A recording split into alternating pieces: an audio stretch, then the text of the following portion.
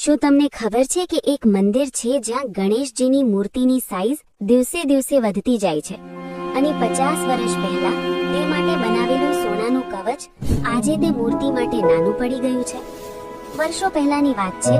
એક નાના ગામમાં 3 દિવ્યાંગ ભાઈઓ રહેતા હતા, જેમાં એક અંધ, એક બહેરો અને એક મૂક બધિર હતો। તેઓ ગરીબ ખેડૂતો હતા અને તેમના ખેતરોમાં પાણી માટે કૂવો ખોદવાનું નક્કી કર્યું।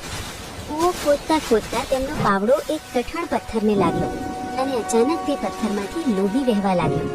તરત જ મીઠું પાણી કૂવામાં ભરાઈ ગયું અને ચમત્કાર થયો। ત્રણેય ભાઈઓની અપંગતા દૂર થઈ ગઈ। આંધળો જોવા લાગ્યો, બહેરો સાંભળવા લાગ્યો અને મૂંગો બોલવા લાગ્યો। ગામના લોકો આવ્યા અને જોયું કે તે પથ્થર ભગવાન ગણેશજીની સ્વયંભૂ મૂર્તિ છે, જે કૂવામાં જ સ્થાપિત થઈ છે। ત્યારથી આ મૂર્તિ ધીમે ધીમે વધતી જાય છે। આ અદ્ભુત મૂર્તિ આંધ્રપ્રદેશના શ્રી વરસિદ્ધિ વિનાયક મંદિર આંધ્રપ્રદેશમાં